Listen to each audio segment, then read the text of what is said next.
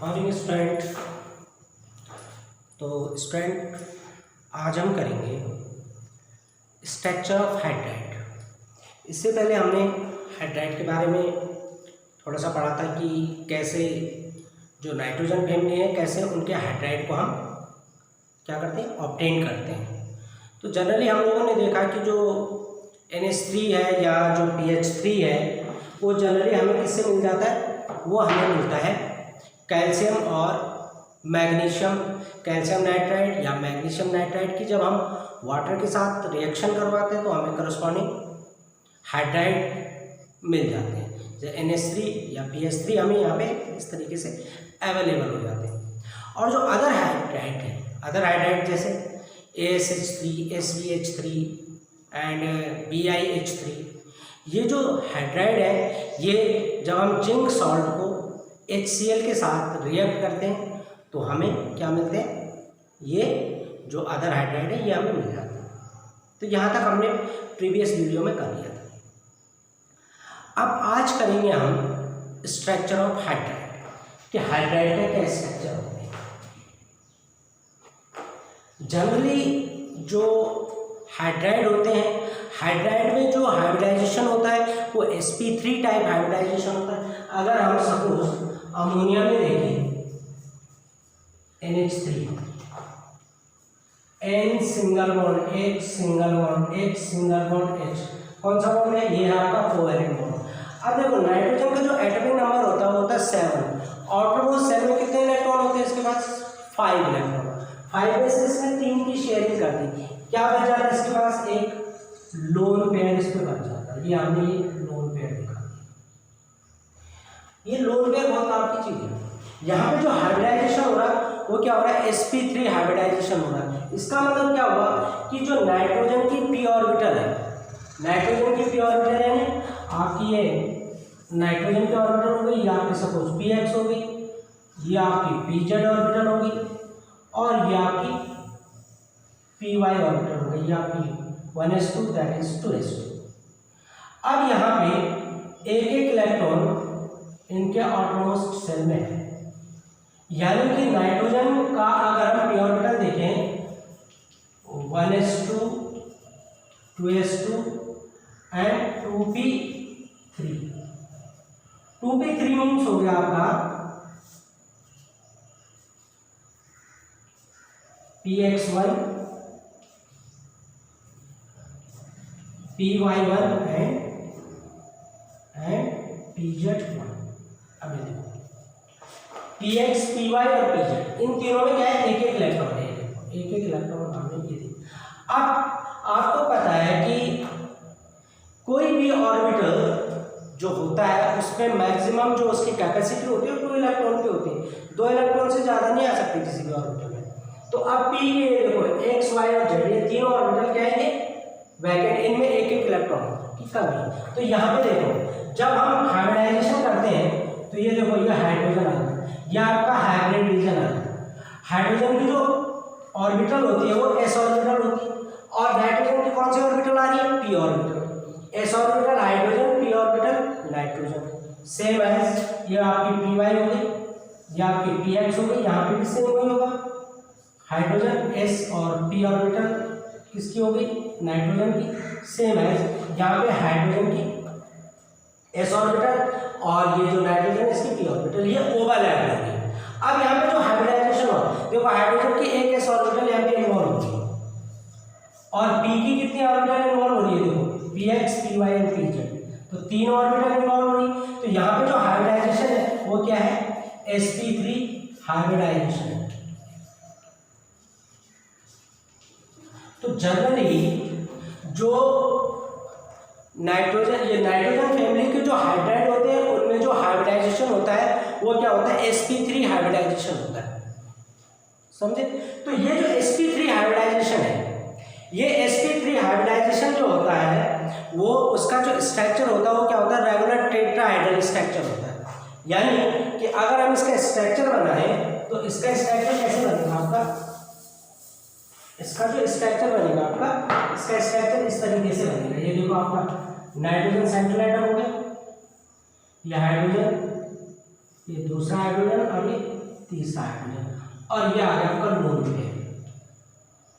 तो यहाँ पे जो स्ट्रक्चर बनेगा वो क्या बनेगा आपका टेट्राहेड्रल स्ट्रक्चर बनेगा। ये टेट्राहेड्रल स्ट्रक्चर बनेगा। लेकिन होता क्या है कि ये जो लोन पेयर है, ये लोन पेयर क्या करता है, इस रेगुलर टेट्राहेड्रल स्ट्रक्चर को डिस्टॉर्ट करता है। समझ रहे, क्या कर देता है, डिस्टॉर्ट कर देता है। क्यों?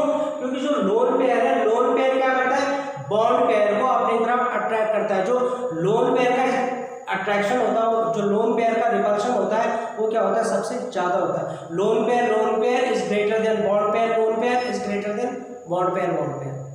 तो यहाँ पे क्या है, लोन पेयर का इंटरेक्शन बहुत ज्यादा होने के कारण ये क्या होते हैं, दूर दूर हट जाते हैं, जिससे कि रेगुलर टेट्राहेड्रल का जो एंगल है वो थोड़ा सा श्रिंक हो जाता है।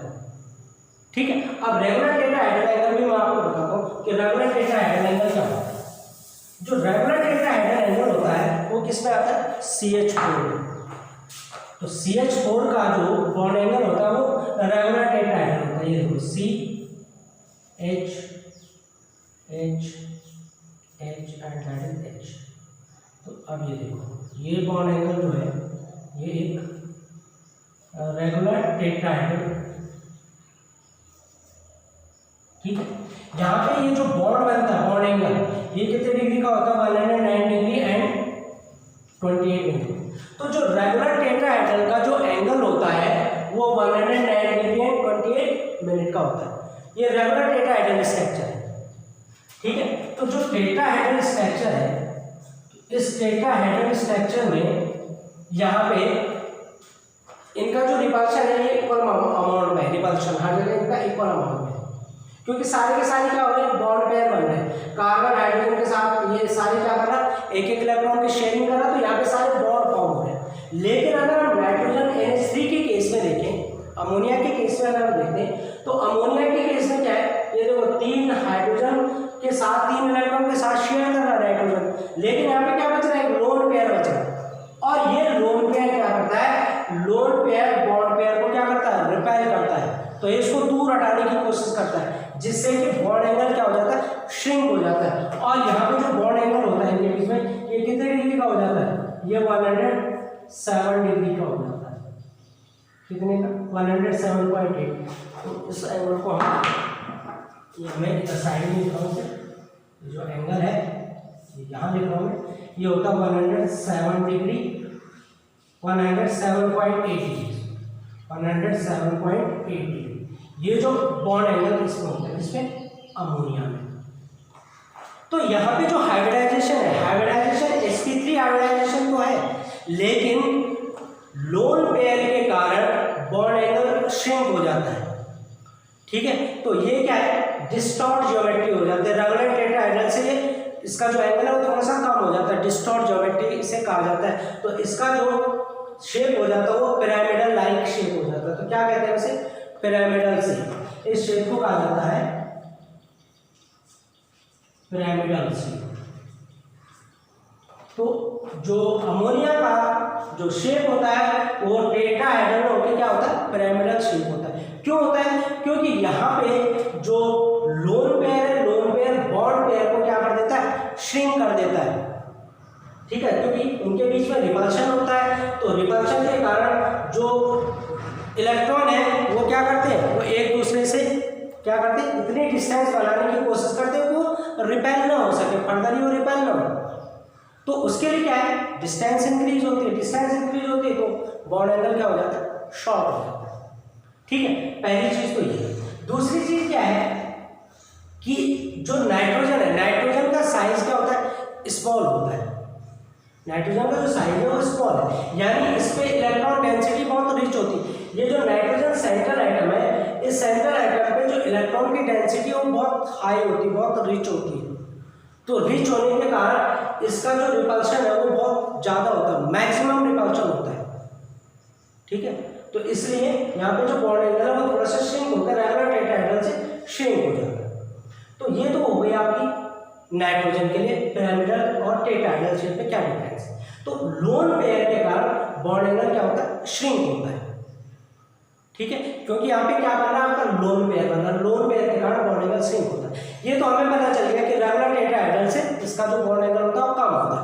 क्यों कम होता है? क्योंकि यहाँ पे क्या है हमारा एक लोन पेयर है। अब देखो, अब हम ग्रुप में टॉप टू बॉटम चलते हैं। जैसे जैसे हम ग्रुप में टॉप टू बॉटम चलते हैं वैसे वैसे क्या होता है, बॉन्ड एंगल और कम होता जाता है। ठीक है, अब देखो ये है आपका NH3, ये आ गया आपका PH3, ये आ गया आपका ASH3, ये आ गया आपका SPH3 और ये आ गया आपका BiH3। NH3 का जो बॉन्ड एंगल होता है वो कितना होता है 107.8 डिग्री। PH3 का होता है आपका 93। अब देखो बॉन्ड एंगल कहाँ से कहाँ श्रिंक हो गया, ठीक है। PH3 93.6 degree. अभी देखो पहले कितना था, ये देखो 107। PH3 में थोड़ा सा नीचे 93.6। अब ये देखो ASH3 में और कम हो जाएगा 91.8 डिग्री। SBH3 और श्रिंक हो जाएगा, ये हो जाएगा आपका 91.3 डिग्री और BiH3 होता है आपका 91 डिग्री। अभी देखो बॉन्ड एंगल श्रिंक होगा। तो जनरली क्या होता है, ये जो डिफरेंस आता है, जो डिफरेंस होता है बॉन्ड एंगल में, ये जनरली किस पे बेस्ड होता है, ये बेस्ड होता है आपका इलेक्ट्रोनेगेटिविटी पे। जो आपका बॉन्ड एंगल ये जो देख रहे हो आप, बॉन्ड एंगल धीरे धीरे कम होता जा रहा है, टॉप टू बॉटम हम चले तो बॉन्ड एंगल क्या हो रहा है, कम होता जा रहा है। ये बॉन्ड एंगल क्यों कम होता है, ये बॉन्ड एंगल मेनली बेस करता है इलेक्ट्रोनेगेटिविटी पे। अब हम जानते हैं कि जैसे जैसे हम टॉप टू बॉटम चलेंगे इलेक्ट्रोनेगेटिविटी क्या हो जाएगी, डिक्रीज हो जाएगी।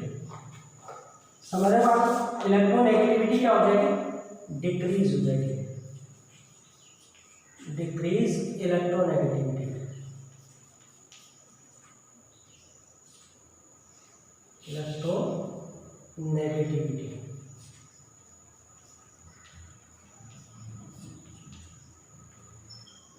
तो जैसे जैसे हम top to bottom top to bottom चले इलेक्ट्रोनेगेटिविटी क्या हो रही है, डिक्रीज हो रही है। और जब इलेक्ट्रोनेगेटिविटी डिक्रीज होती है तो बॉन्ड एंगल भी क्या होता है, श्रिंक हो जाता है। अब देखो इसको समझो कैसे होता है। देखो जैसे जैसे हम ग्रुप में डाउन चलते हैं वैसे वैसे क्या होता है, एटॉमिक साइज इंक्रीज होता है। यानी एटॉमिक साइज इंक्रीज होता है तो जो सेंट्रल एटम है आपका, जैसे सेंट्रल एटम PH3 में क्या P, ASH3 में क्या AS, SBH3 SB, BiH3 में Bi। तो ये जो सेंट्रल एटम है, जैसे यहाँ पे नाइट्रोजन सेंट्रल एटम, नाइट्रोजन का स्मॉल साइज होने के कारण यहाँ पे जो इलेक्ट्रॉन डेंसिटी है वो बहुत रिच होती है, लेकिन फास्फोरस में क्या एक सेल और इंक्रीज हो जाती है। तो यहाँ पे जो इलेक्ट्रॉन डेंसिटी है वो थोड़ा सा कम हो जाती है, डिक्रीज हो जाती है। तो जब डिक्रीज होती है तो लोन पेयर से और बॉन्ड पेयर की जो डिस्टेंस है वो थोड़ा सा क्या हो जाती है, बढ़ जाती है। जो डिस्टेंस है वो थोड़ा सा ज़्यादा हो जाती है, तो रिपल्शन क्या हो जाता है, कम हो जाता है। और जब रिपल्शन कम होगा तो बॉन्ड एंगल श्रिंक हो जाता है और कम हो जाता है। क्योंकि जैसे जैसे डिस्टेंस, अब आप यहाँ से देखते जाओ, जैसे जैसे यहाँ से डिस्टेंस बढ़ती जाएगी इस लोन पेयर का जो इंटरेक्शन है इस पर क्या होता जाएगा, कम होता जाएगा, इस पर और कम होता जाएगा। तो ये जो एंगल है यानी इनके बीच की जो डिस्टेंस है, ये डिस्टेंस क्या हो जाएगी, ज़्यादा तो होगी, लेकिन यहाँ बॉन्ड एंगल क्या होता जाएगा, धीरे धीरे जब हम नीचे बढ़ते जाएंगे तो इस तरीके से जब हम बढ़ते जाएंगे तो ये बॉन्ड एंगल यहाँ श्रिंक होता जाएगा।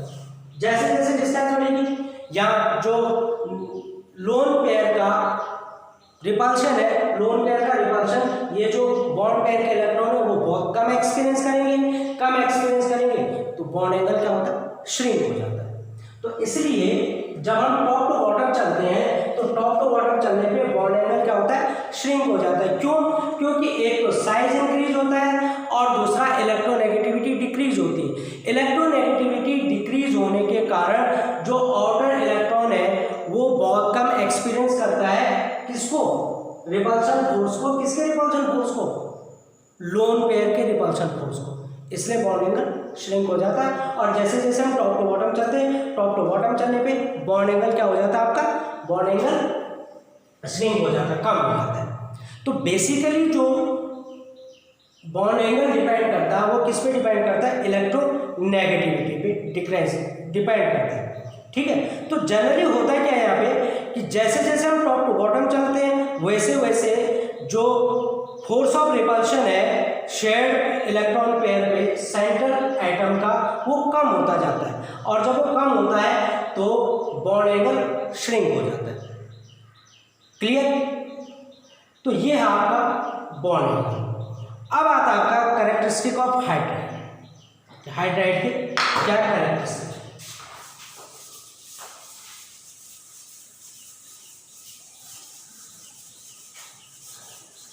Characteristic of hydride.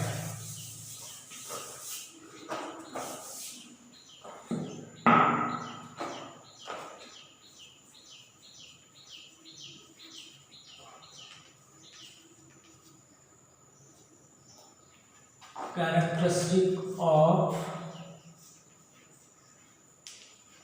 Hydride.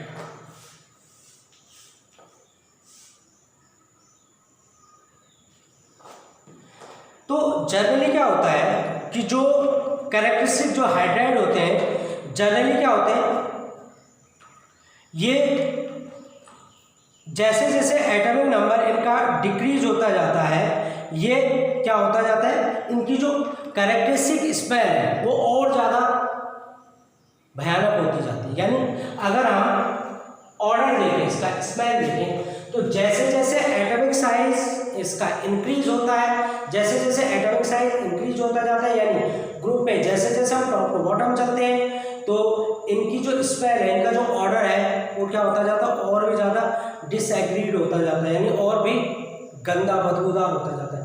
Generally ammonia की जो अमोनिया की जो स्पेल होती है वो अमोनिकल स्पेल उसे कहा जाता है, ठीक है।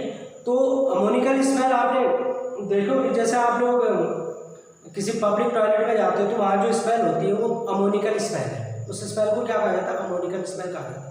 तो हम उसको ज़्यादा बर्दाश्त नहीं कर सकते। ऐसे ऐसे जैसे जैसे हम नीचे को टॉप टू बॉटम चलते जाते हैं, टॉप टू बॉटम जब हम चलते हैं तो टॉप टू बॉटम चलने पे क्या होता है, टॉप टू बॉटम चलने पे क्या होता है, जैसे जैसे साइज इंक्रीज होता है इनका ये कैरेक्टरिस्टिक और इंक्रीज होता जाता है, यानी इनका जो एक तरह से क्या है बदबूदार जो कैरेक्टर है वो इंक्रीज होता जाता है।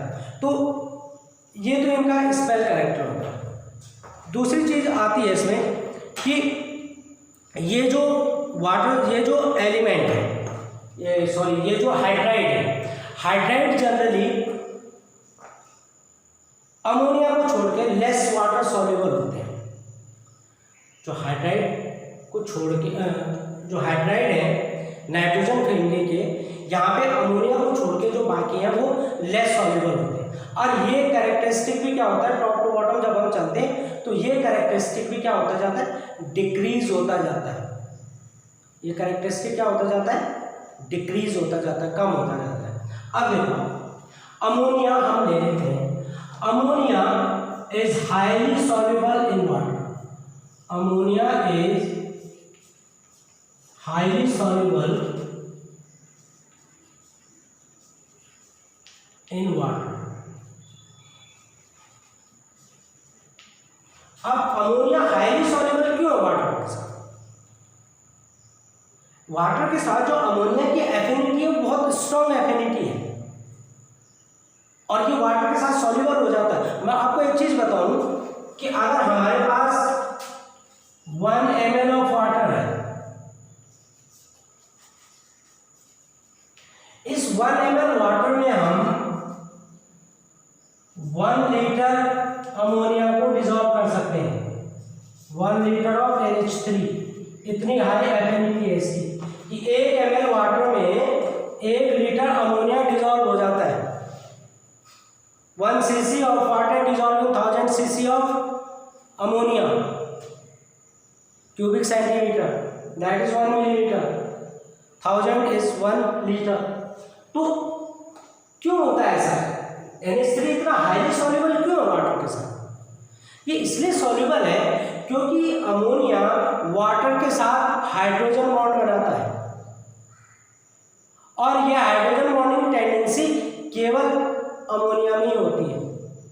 जैसे जैसे हम टॉप टू बॉटम नीचे ग्रुप पे चलते जाते हैं ये टेंडेंसी डिक्रीज होती है, ठीक है, hydrogen bond forming tendency decrease होती है।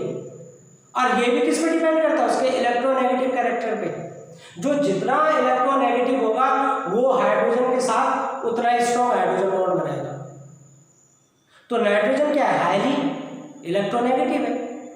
ये जब हाइड्रोजन के साथ बॉन्ड फॉर्मेशन करता है, कोवैलेंट बॉन्ड बनाता है, तो ये शेयर्ड पेयर इलेक्ट्रॉन को अपनी तरफ क्या कर लेता है, अट्रैक्ट कर लेता है। इसलिए हाइड्रोजन पे स्लाइटली पॉजिटिव और नाइट्रोजन पे स्लाइटली नेगेटिव चार्ज आ जाता है। और यही क्या है हाइड्रोजन, इसी को पोलर कैरेक्टर भी कहा जाता है। अब क्योंकि यहाँ पे हाइड्रोजन है तो हाइड्रोजन के इसमें इसको हम हाइड्रोजन बॉन्ड कहते हैं।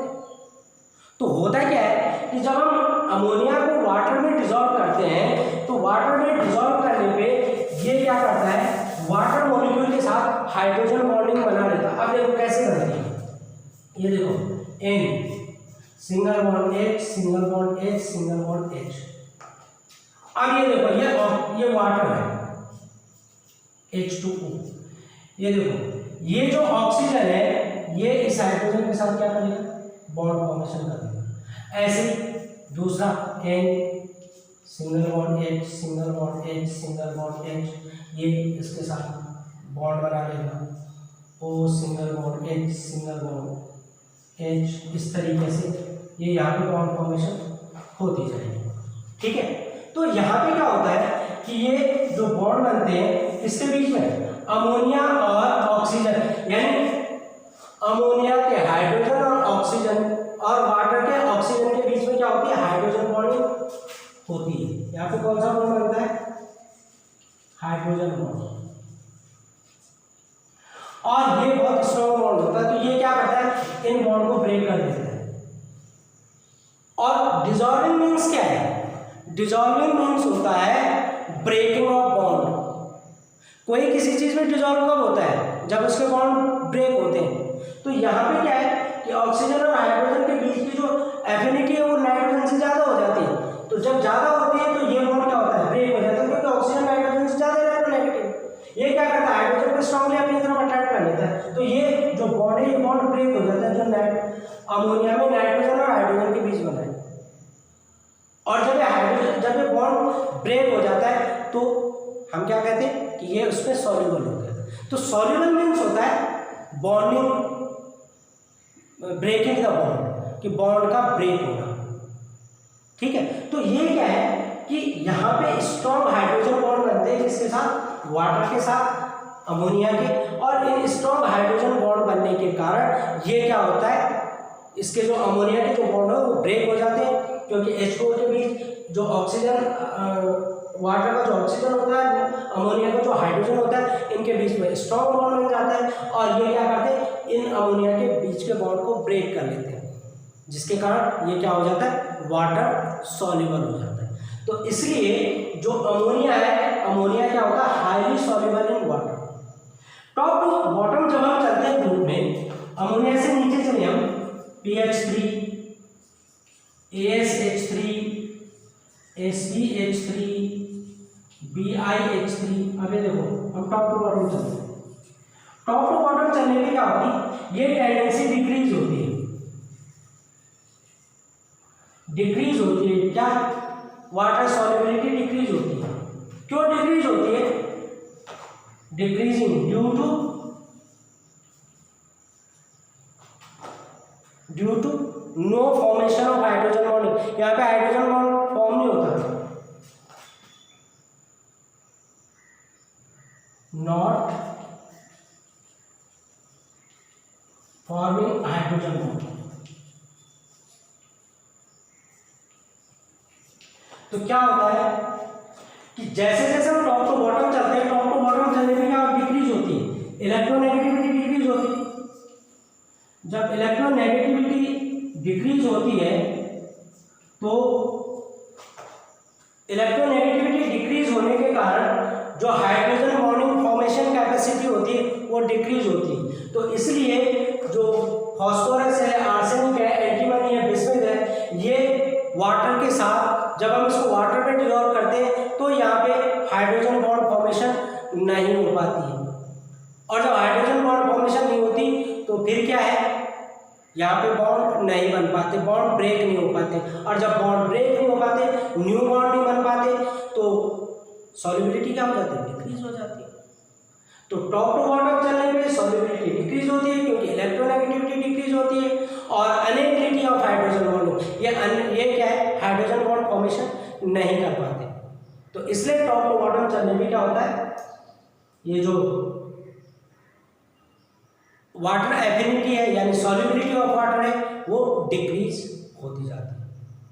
ठीक है बच्चों, तो आज हमने क्या पढ़ा, पहले हमने पढ़ा बॉन्ड एंगल ऑफ नाइट्रोजन कि कैसे नाइट्रोजन का बॉन्ड एंगल श्रिंक होता है, कैसे पिरामिडल स्ट्रक्चर बनाता है, और दूसरी चीज पढ़ी हमने कैरेक्टरिस्टिक ऑफ हाइड्राइड में हाइड्रोजन बॉन्ड, उसकी स्मेल कि क्यों इसकी इतनी खतरनाक स्मेल होती है। जैसे जैसे हम टॉप टू बॉटम जाते साइज इंक्रीज होता रहता है तो इनकी जो कैरेक्टरिस्टिक स्मेल है वो और भी ज़्यादा बदबूदार यानी और भी ज़्यादा गंदी होती जाती है। और दूसरी चीज़ कि ये वाटर के साथ कैसे सॉल्युबल होते हैं या नहीं होते। तो ammonia highly soluble in water है। क्यों हाईली सॉल्युबल है, क्योंकि यहाँ पर हाइड्रोजन बॉन्ड फॉर्मेशन होती है। बाकी जो अदर एलिमेंट है वो उनके हाइड्राइड वो वाटर के साथ हाइड्रोजन बॉन्ड फॉर्म नहीं कर पाते, जब नहीं करते तो न्यू बॉन्ड फॉर्मेशन नहीं होती, न्यू बॉन्ड फॉर्मेशन नहीं होती तो ये वाटर सॉल्युबल नहीं होते। ठीक है, तो ये चीज़ें हमने इसमें पढ़ी। अब जो नेक्स्ट है, नेक्स्ट में हम इसके बेसिक कैरेक्टर वगैरह देखेंगे। Okay, till then good bye.